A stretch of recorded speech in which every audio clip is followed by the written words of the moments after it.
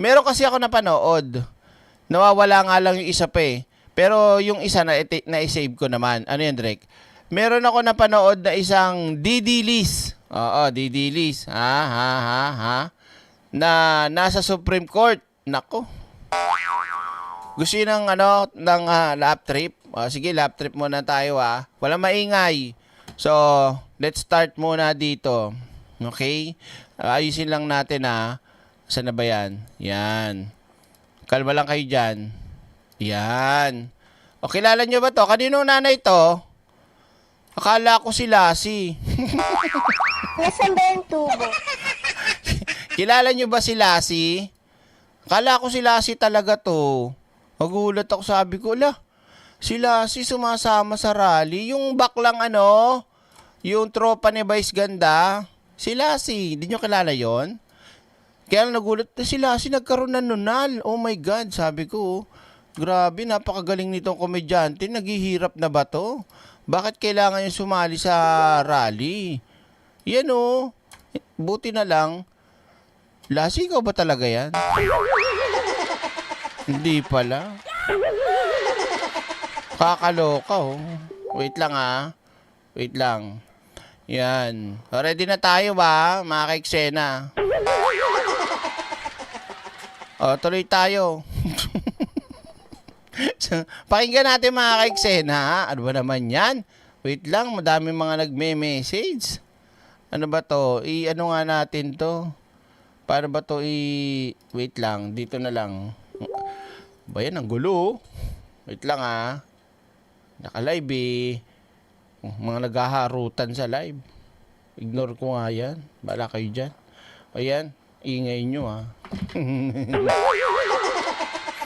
pakinggan natin mga kaiksena.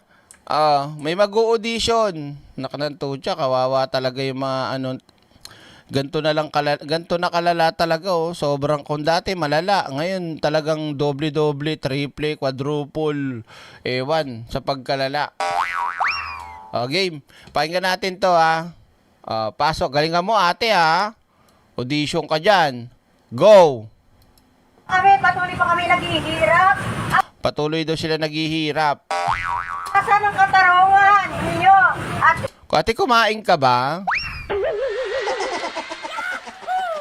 Para namang to Saan kaya nakuha to? Saan kaya na-recruit? itong puro kay impeachment. Para mahirap hindi na kami kumakain. Alos sa beses na kami. At parang mahirap. Ang bigas tumaas. Ang gas tumaas. Parang hawa nyo na. Saan na kami pupunta? Ito ang nangyayari sa buhay namin. At iba, wala na rin tahanan. So, Smoky Mountain, unti-unti na inuubos ng mga bahay, kinukuha ng mga mayayaman. Tao, paano na kami kung kay impeachment? Putangin na yung buhay to! Nasaan ba yung tubo? Sino ba kumuha dito? Asan ba yung Asan yung producer nyo? Asan yung recruiter nyo? Walan niya. Kukuha lang kayo na magsasalita. Ba't ganyan? Lantutay no? Puro kayo impeachment. Hindi na kami kumakain. Siyang bisis na lang. Inutil talaga to mga hayop na to. Halatang halata mo na pinagsalita lang to no? Na, bahala ka na, magsalita ka kahit gusto mo tungkol sa... Hindi niya nga alam yung sinasabi niya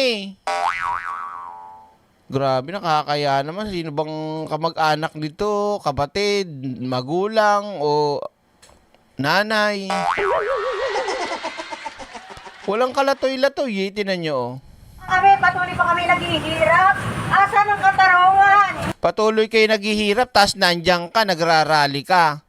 Kung ginagawa mo, tanga-tanga ka, magtrabaho ka, umanap ka ng trabaho. Di ba umaasa ka sa bayad dyan? Tingin mo may mapapala ka dyan, yung mga kasama mo, mga tanga. Yung sinusuportahan nyo, bistado na. Para kayo mga loko-loko dyan. Nasaan ba yung tubo? Kung ako nandyan hagisan ko yan ng bomba, hindi. Babatuhin ko yan ng sting. O kaya para mas malakas ang tama, babatuhan ko yan ng Monster Energy drink. Nasaan ba yung tubo? Kung ako yung ano diyan, director kunyari ano, kasi sigurado meron namamahala sa kanila diyan eh. Sino yung kinuha nyo? Sipain nyo nga yan. 'Di ba? Oh, walang kwenta eh.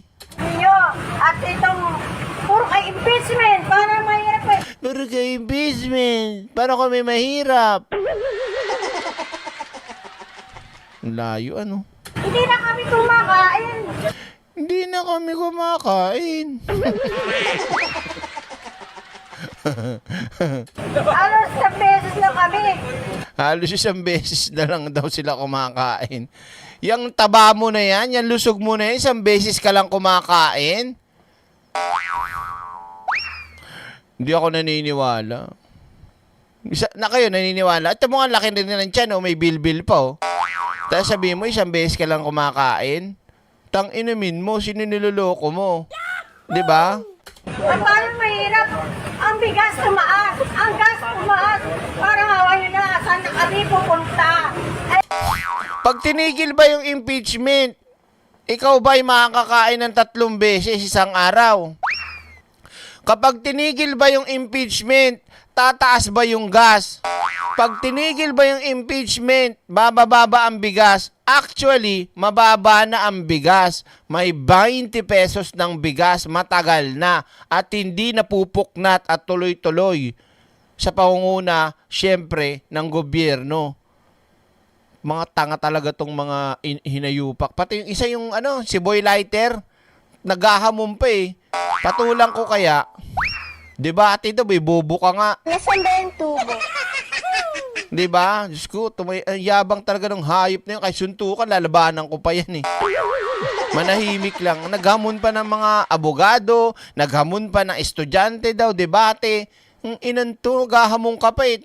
Doon pa lang sa debate na umakit dun sa, yung Mark Guzman. Nagmukha kang tanga. Di ba, Faye Hurl? Salamat po ah. Wait lang, mamaya na sasayaw ah. Gigigil ako dito sa atin na to eh. Dito oh. Lintik ang, magkano kayo? Siguro 200 bayad dyan. Nasaan ba yung tubo? Walang magbabago, ha? Kung titigil yung impeachment, dahil hindi naman na walang kapangyarihan ng House Justice Committee para pababain ng langis. 'Di ba? Agad-agad. Mga siraulo talaga yung mga DDS, no? Tulad nung napanood ko, may isang nagsalita habang nagsasalita si Boy Lighter. Aba, kinukuyog. Mga warprik talaga, wala sa hulog, manang-mana sa amo nila, mga siraulo. Nasaan ba yung tubo? Diba? Ito ang nangyayari sa buhay namin. At ang iba, wala na rin tahanan. So, Smoky Mountain, unti-unti na inuubos ng mga bahay, kinukuha ng mga mayayaman. Smoky Mountain, ang tanong, yung Smoky Mountain na kung na doon ka nakatira, legit ka ba talaga na may lupa doon? Ina mo, mamaya, nanggaling ka ng probinsya, tas nag-informal settler ka, tas gusto mo, sa'yo na yung tinatayuan mo? Kahit ako pa mismo magpalaya sa'yo dun eh. Di ba? Yan ang problema sa mga kababayan natin, nagreklamo, pinapaalis daw sila. Lumuwas ng Maynila, akala magiging mayaman. Kaya anong ginawa? Hindi naman nagtatrabaho. Tas doon tumira. Saan? Sa ilalim ng tulay. 'Di ba? Doon tumira sa mga tambakan ng basura. Tapos nung pinapaalis, sila pa yung matapang. Lupa daw nila yun. Nasaan ba yung tubo? Kung hindi ba naman mga tanga, 'di ba? Tao, paano na kami kung kay impeachment? Putangin na yung buhay ko! Lasing yata ito. 'Di ba? Lasing yata ito. Impeachment. Na. Wala namin magpakamatay, wala na kami makain. Eh di magpakamatay ka. Wala ang pakialam sa nararamdaman mo. Dumiskarte ka, Diyos ko naman oh. Bili ka lang ng isang sardinas. Igisa mo, lagyan mo ng malunggay tsaka miswa. Busog na busog ka na. Tignan mo nga ako, busog na busog. Kaya lang, 2 sardinas ulam namin. 'Di ba? Ang sarap. Oh. Kalibasa kayo kasi puro kayo asa. Ay, hindi, sa bagay, nabayaran malamang to eh. Magsalita ka na magsalita kahit ano. Mamaya may 200 ka sa amin. Diyos ko Digong, sana palayain na. At Si Digong daw palayain na. Ate, sabi niya, di ba gusto niya magpakamatay? Ate, anong gusto mong way? Bibigyan kita. Lubid? Gamot? Ano ba? Matalim na gamit? Ano? Tatalon? Sabi mo lang, susuportahan kita. Ending, si Digong, palayain nyo na. Ha? Pag tinigil ba, yung impeachment lalaya si Digong, tang-inumin yun, tatangan nyo talaga. Kahit kailan, basura kayong lahat. kailangan namin ng justisya, ng maisog. Parang awa niya na. Hirap kami. Alam mo yung gusto niya sumigaw pero walang energy? Puro kayo impeachment. Parang awan nyo na. walang mailabas pero gusto niya maging gusto niyang pumaldo, gusto niyang maging total performer kaso ayaw. Di mo. Puro kayo impeachment. Hindi ko, sana palayain na. At kailangan namin ng justisya, ng maisog. Parang awa niya na. Hirap kami. Aksyonan niyo na po atong puro korupsyon.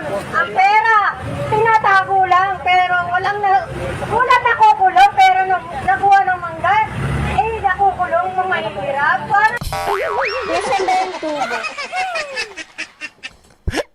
Ang lala talaga ng mga DDS, gravity. Ang lala, yung malit ay mga pira, tinatago lang yung mga halatang hindi na orient eh.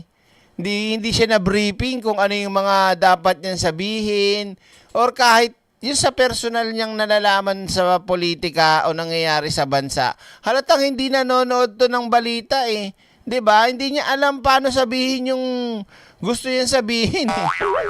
'Di ba? Oh, Diyos ko, kakaloka. Oh. kami, ano na naman silbi ng sa batas na tinatayuan nyo, parang awa nyo na.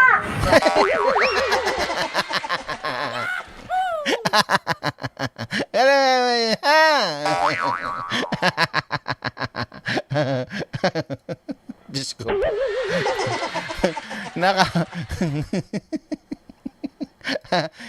Diyos ko. Kung ito mag-audition sa akin, hahagisan ko kaagad to ng tubig. Umayos ka rito, lumayas ka. Lumayas ka! Wait lang Wait lang Ang gugulo. Ay ba yan? Wait lang. Ay. Yan.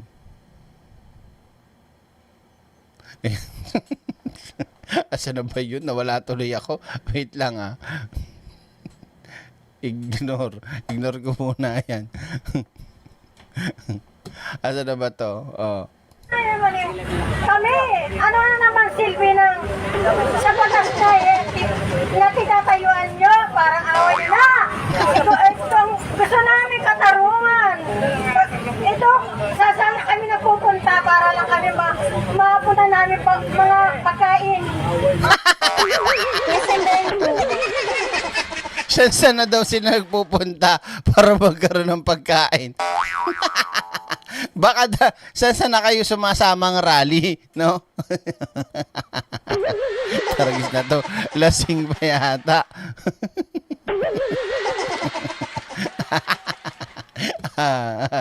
Mga kailangan namin, puro corruption na lang.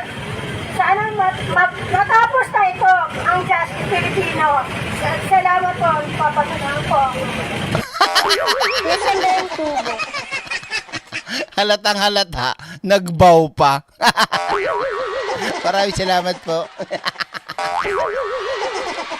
Nasaan ba yung tubo?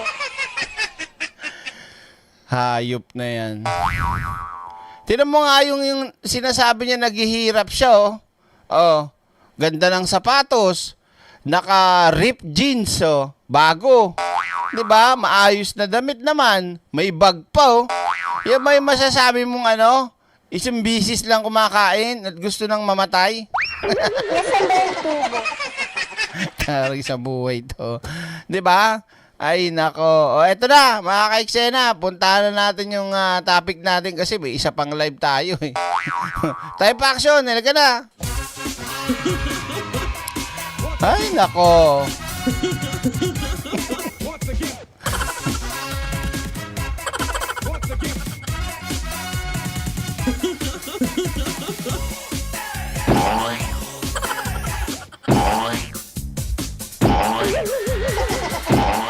Game. Ito, tuloy-tuloy na tayo mga ka-eksena. O, ulitin ko mga ka-eksena, yung mga hindi pa nakakasagot sa live survey natin, sumagot na kayo, guilty or not guilty. Dalawa lang ang pagpipilian dyan, okay? So, bago tayo dumako kay Sara, idiretso muna natin kay, kay Bato de la Rosa. Pinagtatanggol ni Boy 10K si Bato. Gusto? Kasi daw, may threat daw. Sabi ni Boy 10K. Ito pa isang kupal din to eh. Ito si Cayetano. O ngayon, ito, tanong mga ka-eksena. Kayo. Payag ba kayo na tanggalan na si Bato ng sahod pero hindi pa rin siya aalisin bilang senador? Oo lang o hindi. Kasi yan ang lumalabas eh. Kahit si JB Ejercito, yan ang gustong mangyari na parang igagawa nila ng tawag dito. Basta may gagawin silang mga kakampi ni Bato. O sige, tanggalan na natin si Bato ng sahod pero hindi pa siya tanggal sa Senado o hindi pa siya tanggal bilang senador. Payag kayo? Clark Sam, payag kayo? Oo o hindi. O, ito, pakita natin si Boy 10K. Pinagtatanggol niya kasi si Bato. Alam nyo, Bato, kung kaharap kita, talaga mumurahin kita ng malubha. Kapal na mukha mo. Pinapasahod ka ng buong Pilipino. Hindi ko sinasabing ako lang, buong Pilipino. 'Di ba? Tapos, paldong-paldo kang kalbo ka, nandiyan ka kung saan ka man lugar lupalop na nandiyan, tapos, sumasahod ka. O, saan gusto ng ibang kasama mo, o, i-give up mo na yung sahod, pero, senador ka pa din. Yung ina mo. O, game. Pakinggan natin si Boy 10K, o. So, klaruhin ko lang yung kay Senator Bato. Lahat ay gustong pumasok siya. Pakinggan nyo, paano magtanggol ang bumibili ng mga tanong sa mainstream media, bumibili ng interview. Ang nag-iisa, si Boy 10K. Upal ka nga ngayon, wala pa yung Boy 10K mo. Gusto ni Senator Bato pumasok. Nasaan ba yung tubo? Naniniwala kayo? Gusto daw ni Batong pumasok? Aba, kahit sino ang tanongin mo, kung ikaw naman ay sasahod ng paldo-paldo, kahit hindi nagtatrabaho, papasok ka? Doon na lang ako, sa bahay man ako, saan ako lupalop, at least sumasahod ako. Hindi pa ako nai-stress. Walang trabaho, 'di ba? May dumadating na pera, wala kang ginagawa. Senador ka pa din. Ano pipiliin ni Bato? Pumasok? Lolo mo, pinaglolo ko. Panort. Ayaw niyang hindi pumasok. Hindi nga. Gusto ng minority pumasok siya. O kayo gusto nyo. Si Bato ayaw. 'Di ba? Kumbaga nasa kama na si Bato eh. Gusto nyo pa na bumaba ng papag, magtatrabaho pa siya, 'di ba? Gusto ng majority pumasok siya. Anong problema? May threat sa kanya na walang assurance ang gobyerno. Bakit? Bakit? Anong walang assurance ang gobyerno pinagsasabi mo? Merong kailangang harapin si Bato. Takot lang si Bato dahil alam niya talagang sabit siya at doon na siya sa dahig malamang magiging roommate niya na si Digong. Oh, naglo-loading. Wait lang. Mahina signal ko yata ngayon, ah. Oh. Hoy! Na maproprotektahan yung kanyang karapatan. So katulad ngayon po, pumasyal po kayo dito sa Taguig. Kahit anong tapang nyo po bilang media, kung credible yung threat na pag pumunta kayo dito, Hindi yon, engot! Anong credible pa pinagsasabi mong threat? Kahit hindi credible o credible yan, ang tanong, kung talagang wala kang kasalanang hindot ka, hindi ka talaga gumawa ng paglabag para makasuhan ka, hindi ka matatakot kahit madala ka doon. Kaya mong ipagtanggol ang sarili mo. Tama, mali? Yung credible pinagsasabi mo, tumigil ka, abogado ka ba? O, alam ko. Di ba, Master Pogi, dadaanin pa tayo sa mga pa-credible. Parang kay Sara lang yan. Kung talagang walang kasalanan si Sara, ba't ka natatakot tumarap? Magpaliwanag ka kahit si Man Scarpio. Private citizen. Ano ka ba? Kabit ka lang ba? Di ba? May threat. Nako, tumigil ako. Ako yan eh. Kung wala naman talaga akong kasalanan, labas ako dyan. Pakita pa ako dyan. Pagsasampalin ko pa kayo. Sige! Sabayan tayo! Labas niyo ebidensya nyo! Ganon. Di ba? Nako, kaming mga taga-Embo, ayaw namin sa Taguig. Incredible hook si Bato. Di ba? Bakit ngayon naging ano siya? Mr. Trillanes! Make my day! Nasaan ba yung tubo? Try natin. kukunin kayo, dadaling kayo sa Hague. Pupunta ba kayo dito? Hindi na nga yun eh.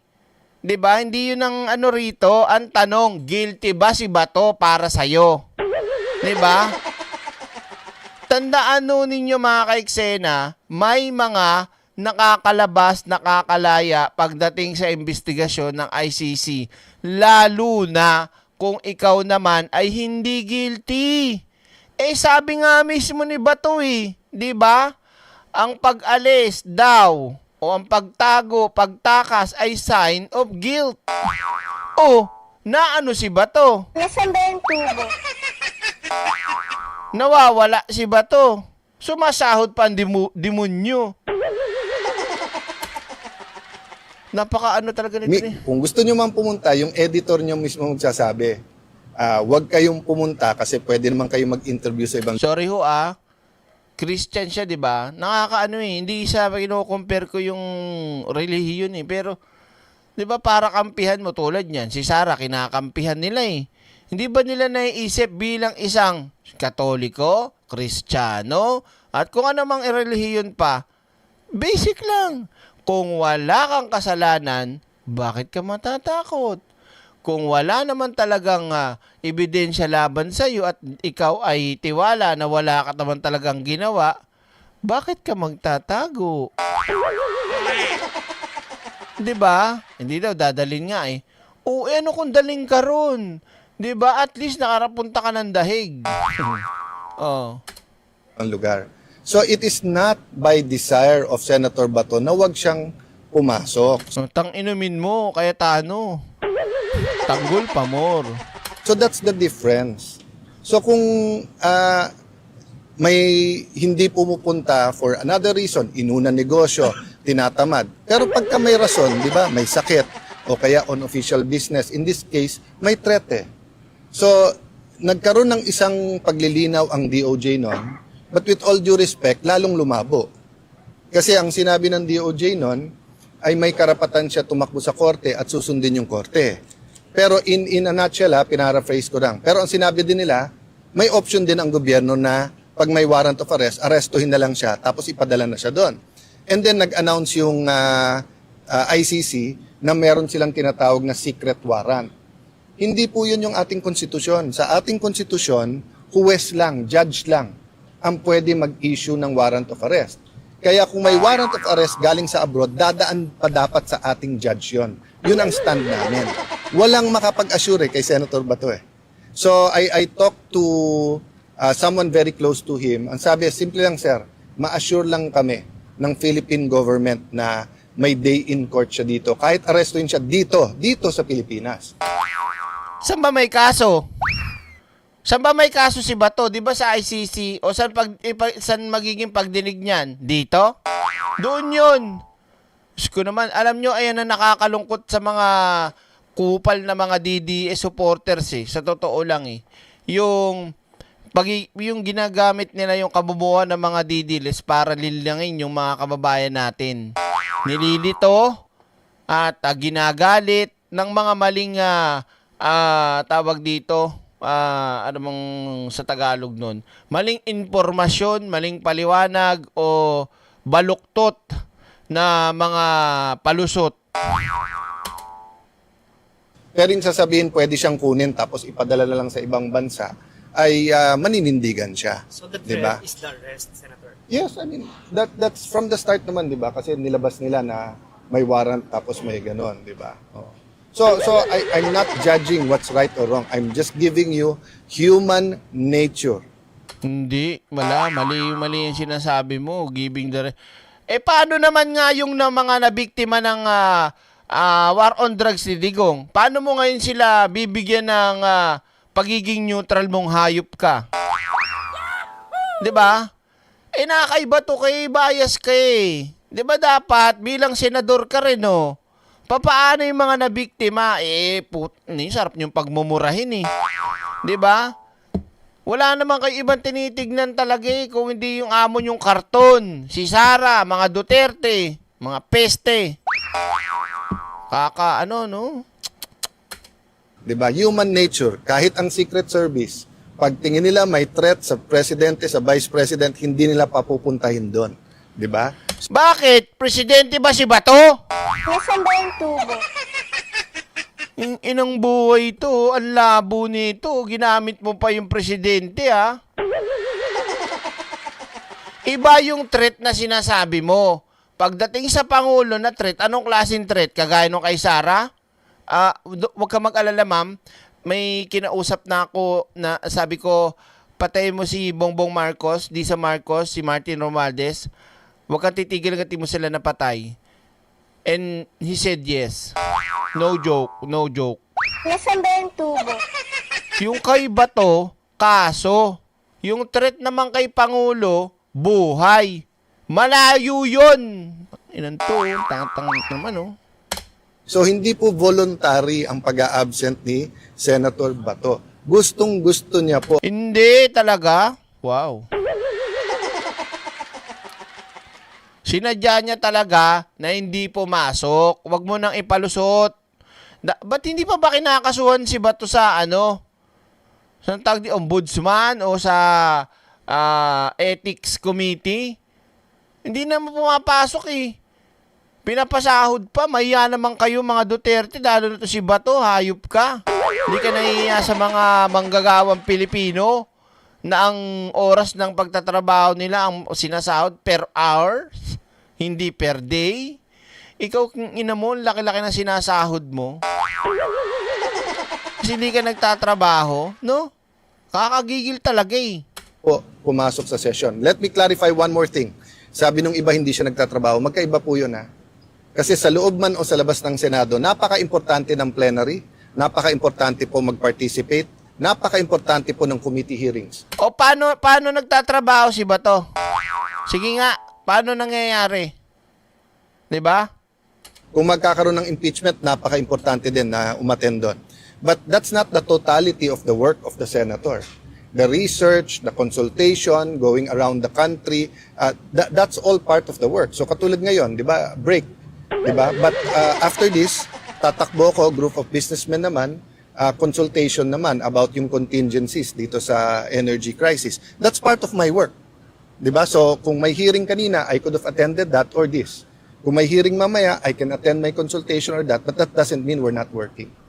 Ganon din kay Senator Bato. Fully functional yung staff niya, yung mga memos sa kanya, mga filing nila, magpo-monitor tuloy-tuloy. Again, do I want him to attend? Yes. I think he also wants to attend. Namimiss na niya yung trabaho niya sa Senate mismo. Kaya lang kung ang kapalit naman doon, pagtuntong niya doon, bigla siyang arestuin, bigla siyang isakay sa eroplano at ilipad sa Hague, 'di ba? Ilalaban niya yung karapatan niya. Ang hirap talaga pag maging DDS ka, oh. Wala na talaga sa tama yung pag-iisip na itong mga hayop na to eh. Wala na. Doon lang sila nakapokus na hindi madala si Bato sa ibang bansa. Pero wala silang pakialam doon sa mga kababayan natin na naghahangad ng hustisya. 'Di ba? Ito paulit-ulit ko naman sinasabi sa inyo. So yung mga biktima, pamilya ng biktima, hindi Pilipino? Wala kayong pakialam? Ina nyo ah. Nasaan ba yung tubo? Gagalit na ako ah. So walang reason para i-dismantle yung office at hindi siya pasweldohin na. Kung ganun, edi para mong sinabing i-threaten mo na rin yung 23. Oh, Di ba? Dapat, yun ang baliktad eh. ulitin ko nga. Ano sabi ng reporter? Palit naman doon, pagtuntong niya doon, bigla siyang arestuin, bigla siyang isakay sa aeroplano at ilipad sa Hague, di ba? Ilalaban niya yung karapatan niya. So walang reason para i-dismantle yung office at hindi siya pasweldohin na. Kung ganun, edi para mong sinabing i-threaten mo na rin yung 23. Oh. Yung sakit mo sa ulo, kaya tano talaga hayop. May pagtanggol lang talaga si Bato. Kahit balu-baloktutin na nila yung dapat na gawin. Mangyari lang yung gusto nila mangyari. Diyos ko po. Di ba? Dapat, yun ang baliktad eh. Bakit ang tinitignan natin yung may threat? Bakit hindi mapanindigan ng gobyerno, Senator Bato, nasa Pilipinas ka, may korte dito, safe ka. Pumasok ka, walang kikidnap sa'yo. O, hindi siya ma-assure ng ganun eh. So again, I'm not judging, pero linawin lang natin yung sitwasyon. Kasi ang lumalabas na sitwasyon para bang siya ang ayaw pumasok at dapat siya disiplinahin. Hindi ganun ang sitwasyon. Wow! Hindi na namin problema yon. Ang problema niya, pumasok siya. Wow, ang kapal ng mukha, pre. Parang tayo pang mga Pilipino na nag-iisip kay Bato dahil hindi siya pumapasok, parang tayo pa yung may kasalanan dito na pinag-iisipan si Bato. Gusto niyang pumasok. Tayo lang daw nag-iisip na ayaw niyang pumasok. Putang talaga Ayaw. Bakit hindi niyo kinukondena si Saraulo nung nagbanta kay PBBM at Efren Romualdez? 'Di ba? Akaka-high blood talaga yung mga DDS, salot. Salot talaga yung mga DDS. Sa totoong buhay, Idrik, may kamag-anak ang mga DDS. Wala akong pakialam. Nasaan ba yung tubo? Kung gusto nyo maging bobo, gusto nyo maging tanga, bahala kayo sa buhay nyo, gusto nyo yan Gusto niyang pumasok, pero live yung threat sa kanya. Ewan ko sa'yo. Halika na, lagpasan na nga natin yan. High blood ako dun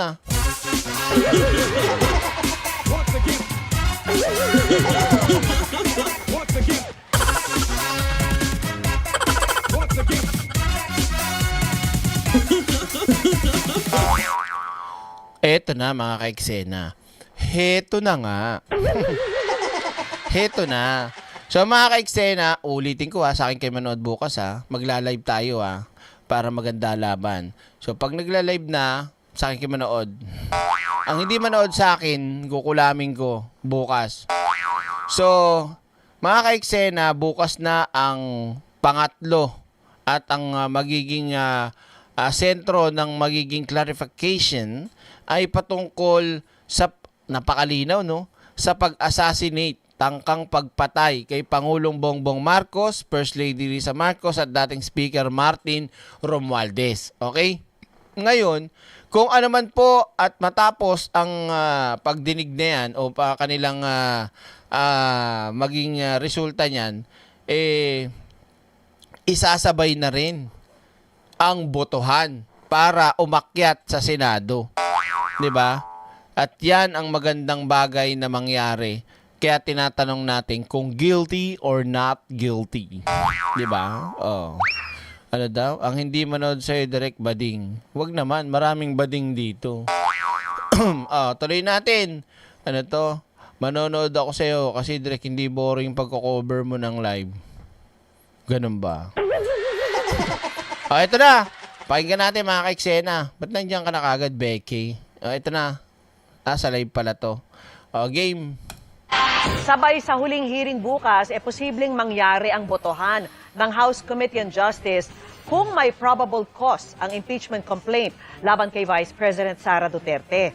Ngayon pa lang, kumbinsido na ang ilan batay sa mga nabulgar sa mga nakaraang proceeding. Nakatutok si Tina Panganiban Perez. Posibleng bukas na ang huling hearing ng House Committee on Justice sa impeachment complaints laban kay Vice President Sara Duterte. Dahil matatalakay na bukas ang umano'y tangka ng bise na ipapatay ang Ang nakakatawa pa dyan sa part na yan, kung maaalala ninyo, di ba, nagpalusot pa siya. Talagang pinakita niya pa sa taong bayan yung sinabi niyang, I didn't make an assassin. I didn't say gunman. Wala. No. Not say that. Nasaan ba yung tubo?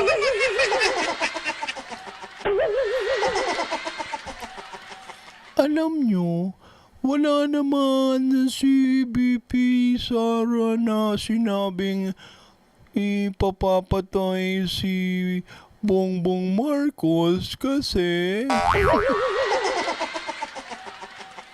ang sabi niya kapag pinatay daw siya.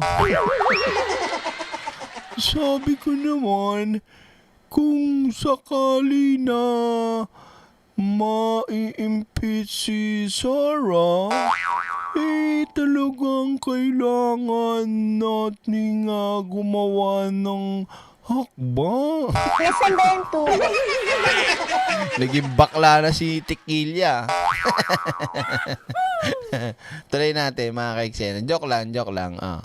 Pangulo, ang First Lady at ang dating House Speaker, posibleng bukas na rin pagbotohan ng komite kung may probable cause ang mga reklamo. Kung wala nang ibang inclination ang justice members, we should be ready to vote tomorrow. Malinaw na para sa ilang miyembro ng komite na sang-ayon silang may probable cause matapos ang mga nabunyag kamakailan.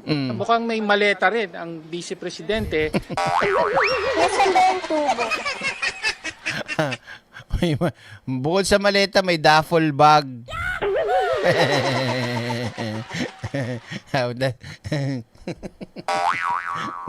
Na kailangan niyang ipaliwanag. Hindi na rin nila maaapektuhan ang boto nila ng reklamo ng Sige po, BMB-RNP, ingat po kayo at syempre watch lang kayo dyan. Ako nang bahala. asawa ng bise laban sa ilang kongresista dahil sa pagpapalabas ng Anti-Money Laundering Council reports sa bank transactions nilang mag-asawa. Is it significant?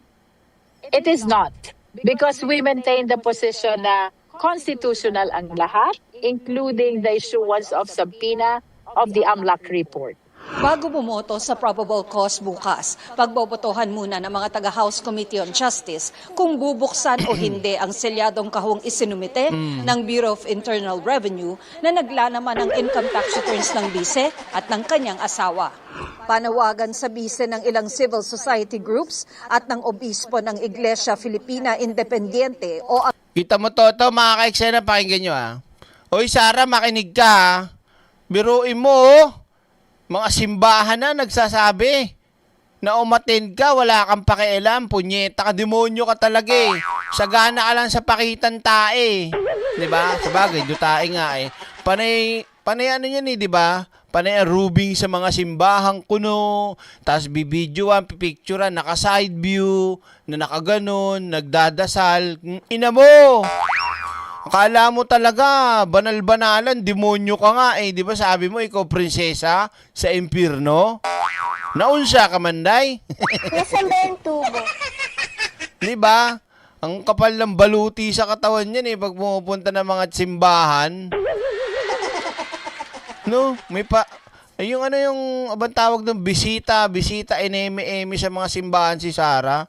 Inang yan ang... Naki... Mapagpanggap. Hindi nga marunong magpatawad, 'di ba? Aglipayan Church sa Northern Isabela dumalo sa huling hearing bukas. The Vice President should appear in the hearings initiated by the House and answer forthrightly the charges against her.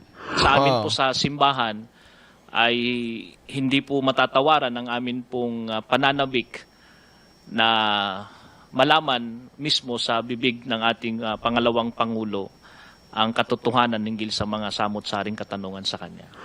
Ang mga taga-suporta naman ng bise, malinaw ang Meron na naman sila kanina sa Supreme Court, di ba? Pinakita tayo kaninang walang energy nagsasalita. Nung nauna pa yon, di ba? Eto naman, meron na naman sila. Mamukhang tanga na naman itong mga elepaktong to. sigaw ng mag-rally sa labas ng Korte Suprema kanina. Alam mo, nakakaawa yung mga nandito eh. Bakit, Derek? Kasi, imbis na maging tawag dito, sila ay productive sa kanilang buhay.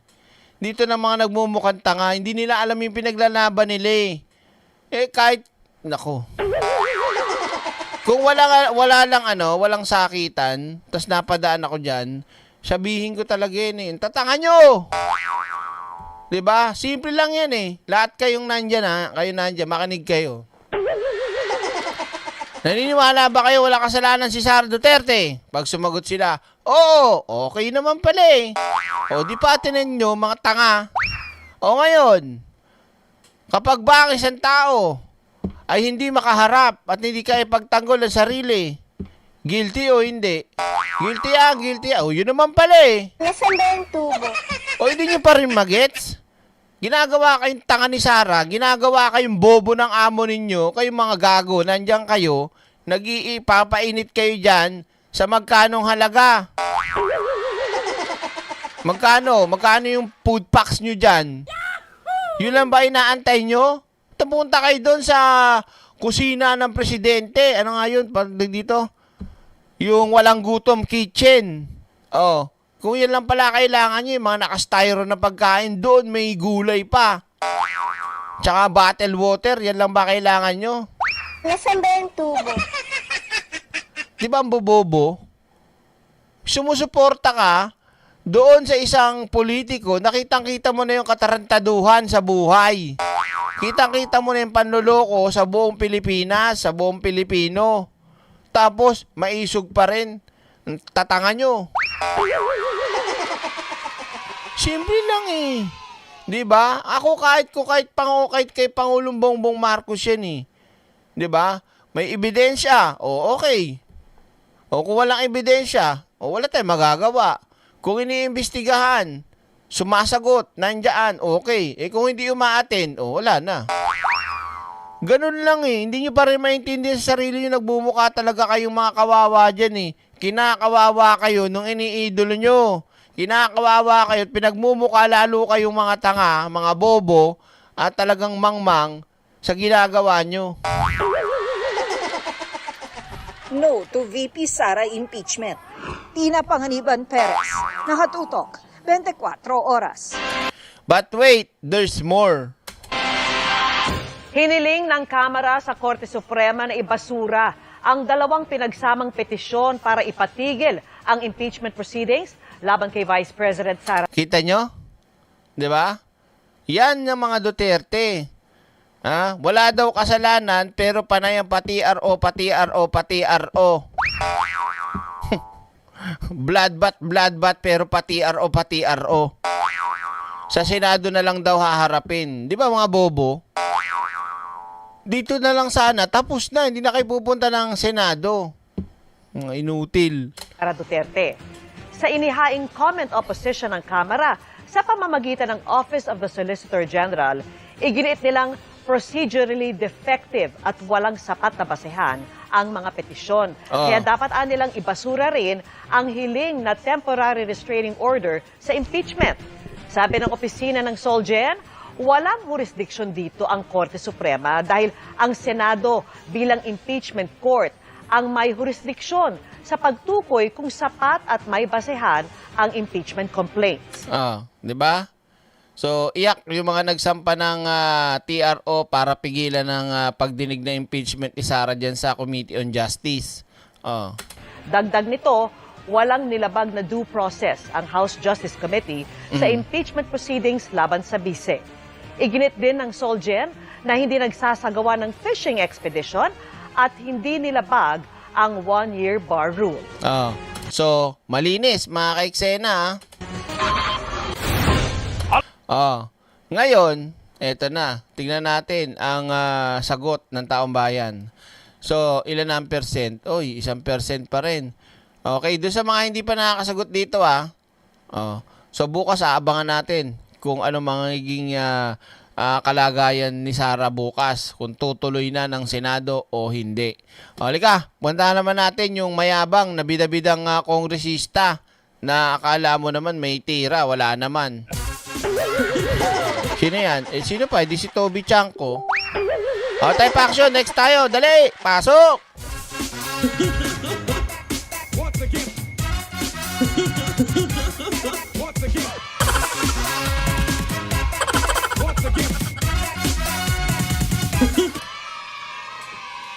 So, eto na nga mga kaiksena. Siguro naman kilala nyo kung sino si Toby Chanko. Tama ba? Siguro naman kilala nyo. Di ba? Pakisagot na lang. Ngayon mga kaiksena, kailan ko pa to mga kaiksena na napapanood ilang linggo na. 2, 3 linggo na yata. O 2 linggo, mahigit. Na itong Navotas landfill. Nasusunog. Oo. At napakatagal na mga kaiksena, no? At marami ng mga karatig syudad ang nagreklamo. Kahit sa post ko nga sa Facebook, may nag-comment dun Hindi ko lang matandaan kung sino Ang dami ng apektado sa nakakasulasok na amoy. At yung may mga sakit na hika o asma o hapo at yung mga senior citizen ay nahihirapan na kasi talagang pag humahangin talaga ng malakas, talagang amoy sa buong Maynila, mga kaiksena, 3 weeks na. Itong hayop na si Toby Chanko, ang daming kuda sa social media, panayang papogi, kahit hindi naman talaga pogi. Panayang pabida sa kung ano-anong pautot pagdating sa politika. Ngayon, hindi mo mahagilap kung nasan ang hindot. Nasaan ba yung tubo? Hanggang Bataan, abot na. Nako, lintik na buhay. Diba? Pa-interview dito, pa-interview doon. Hindi ka magpa-interview ngayon kung ano na nangyayari sa distrito mong hayop ka. Pati Makati at BGC, umaabot na ang usok. Diba? Apektado na yung mga naninirahan, yung mga negosyo, yung mga turista. Tulad sa BGC, marami kasing turista. May mga pumupuntang foreigner dyan. Dyan sila nag-check-in, dyan sila nag-i-stay.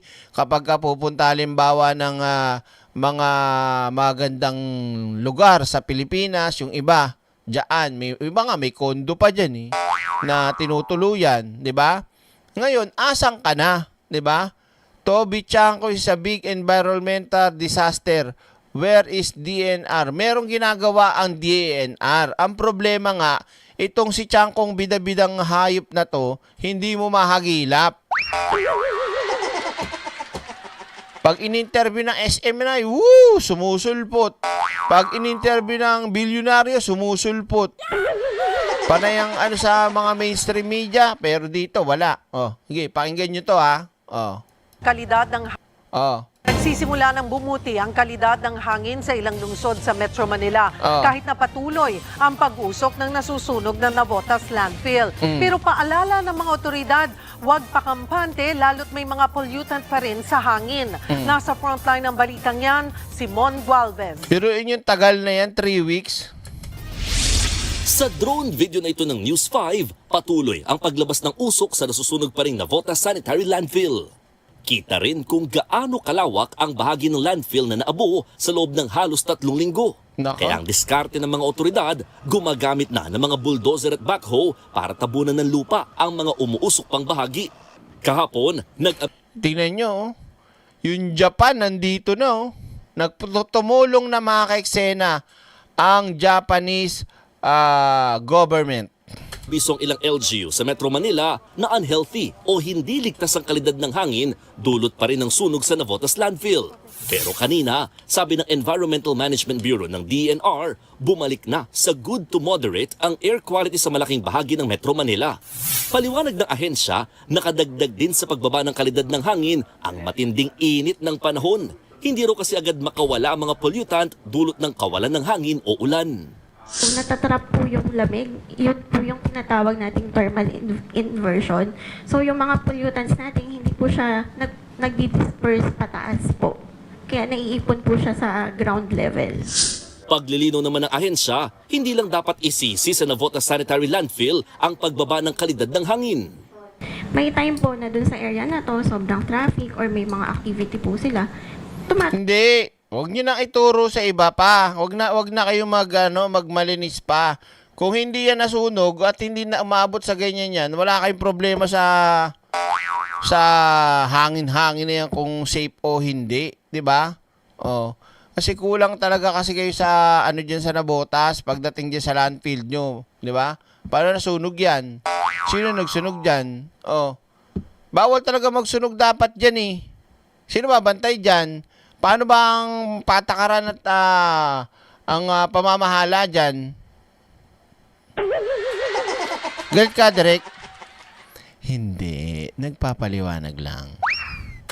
Taas po yung air quality dun sa, and then yung iba po is may time po kasi na may mga nagiging sunog. So yung area na nagkakaroon ng sunog sa area natin, tumataas din po yun. Biruin nyo di ba? Biruin nyo mga kaiksena. Plastic, halo-halo yan. May diaper pa. Oh, di ba? Lahat ng mga basura nandiyan, sunugin mo, mabango. Masunog yun, mabango. Oh, tas may mga magsusunog pa. Kasi mga kaiksena, dito sa lugar namin, may nadadaanan din akong ganyan. Tawag dito, yung ibang mga kalakal dyan, yung mga kalakal, naghahanap ng mga wire-wire, mga ganyan. So, sinusunog nila doon. Diba? Kaya nagkaroon na sunog dyan, baka gano'n nangyari. May nagsunog ng wire. Oh. Yung air quality. Sinubukan ng aming team na tignan kung gaano na ba kalala ang nararanasang polusyon. Naglagay kami ng facial tissue sa bintana ng aming sasakyan at binaybay ang mga kalsada sa Mandaluyong at Quezon City. Makalipas ang isang oras, mapapansin na medyo nangitim itong facial tissue na isinabit natin sa sasakyan. Di halata. Nasa liwanag kayo masyadong malakas ang ilaw dyan. Di halata kung nangitim o hindi. Oh. Kumpara dito sa bagong kuha, lumalabas na may mga particles na hindi naman nakikita pero nalalanghap natin. Paalala lamang, itong experiment na ginawa natin ay para sa visual experimentation lamang at hindi kapalit ng actual air quality measurement na ginagamitan ng mga instrumento. Sabi ng Quezon City Health Department, wala pa naman daw silang naitatalang nadala sa ospital dahil sa epekto ng maruming hangin. Pero babala nila, hindi ito dapat isawalang bahala. Kung may sakit po tayo sa baga na malubha, no, tapos consistently exposed po tayo doon sa pollutant na yun, no, every day, malapit pa po tayo, no, it can aggravate yung condition nila. So, pwede yung condition nila yung mag-cause ng death. Bukod sa paalalang magsuot ng face mask kung kinakailangan, ipinagbabawal din ng Quezon City LGU ang pagsisiga o pagsusunog ng mga basura sa kalsada o sa bakuran. Nakakadagdag kasi ito sa polusyon at nakasasama rin sa kalusugan. Ang sinumang mahuhuli ay may parusang hanggang 5,000 piso at pwede pang makulong ng mula 6 na buwan hanggang 1 taon. Nagbabalita mula sa Frontline, Mon Gualvez, News 5. Heto na nga mga kaiksena, okay? Yung pagtulong ng Japan. Magdadalawampung araw nang nasusunog ang landfill sa Navotas, pero halos kalahating porsyento pa lang nito ang naaapula ayon sa DPWH. Maging ang Japan, tumulong na sa pag-apula pero hindi pa matiyak hanggang kailan matatapos ang operasyon. Nakatutok si James Agustin. Mas marami ng heavy equipment na sabay-sabay na nagtatabo ng lupa sa mga bahagi ng dating Navotas Sanitary Landfill. Ako mga kaiksena, may idea ako. Ito, pwede naman siguro makatulong to. 'Di ba?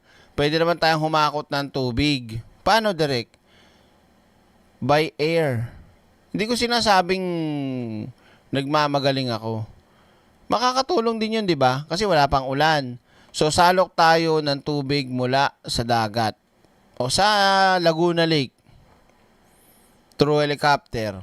Tapos, yung mga part na may mga na umaapoy na susunog, bagsakan na lang ng bagsakan. Kung gagawin mo, tabong ka lang ng tabon dyan, oo, effective naman yun. Tatakpan mo ng lupa yung umaapoy.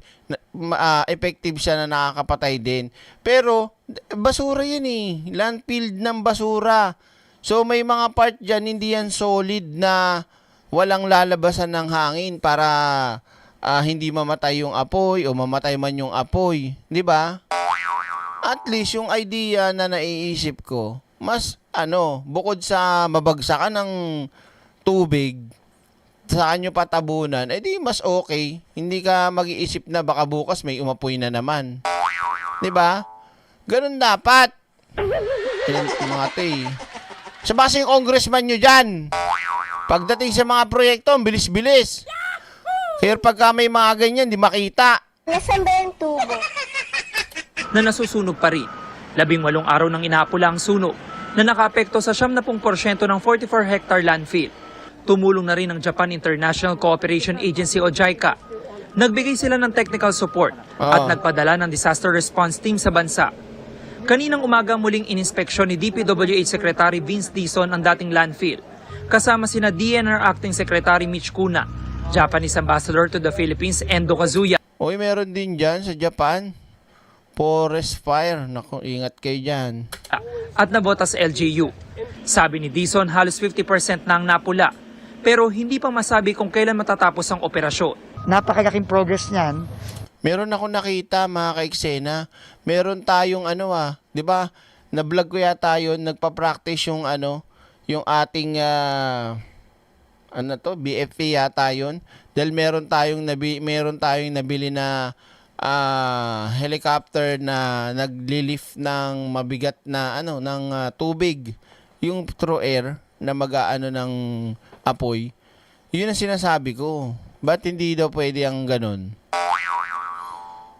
Pero kagaya naman ng nakita nga ninyo, hindi ito madali at hindi pwedeng basta-basta lang natin na papaakitin yung mga equipment dyan dahil delikado. No? Kasi hindi nga kasi solid dyan.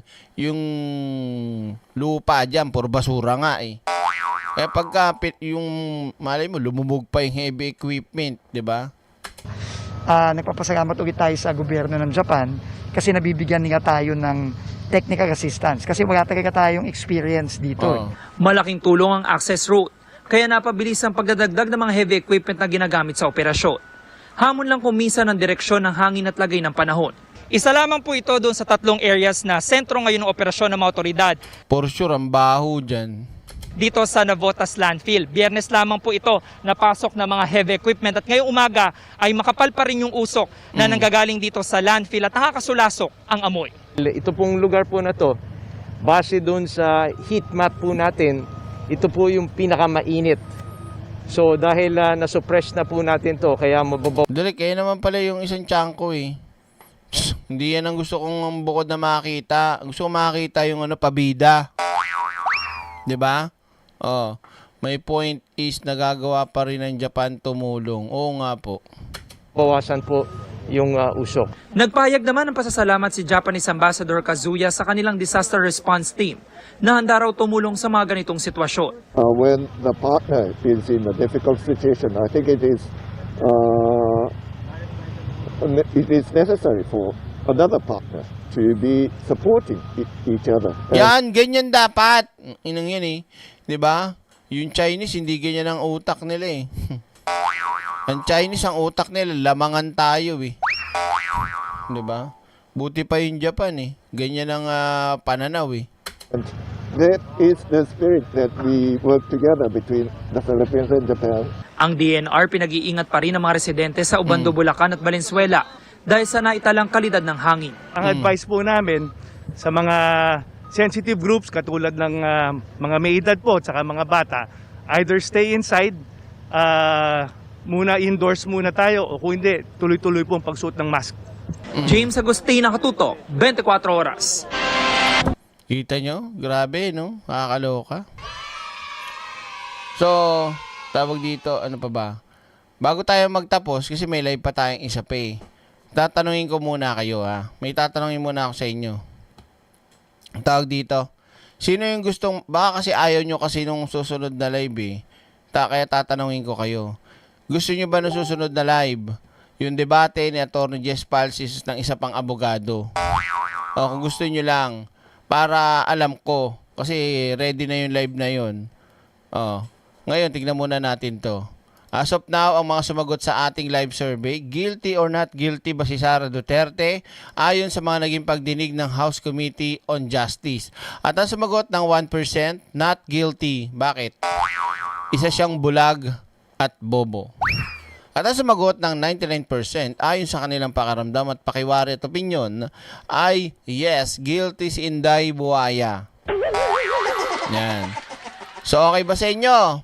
O, kung okay sa inyo, mga ka-eksena, i-end natin to, tapos i-live ko na yung isang live natin para doon, may gusto akong makita doon eh. Sige. Okay. I-end na natin to at magkita-kita tayo doon sa isang live, ha? Maraming salamat at huwag kayong aalis. Abang lang. And ilalive na natin yon. 1, 2, 3. Thank you so much.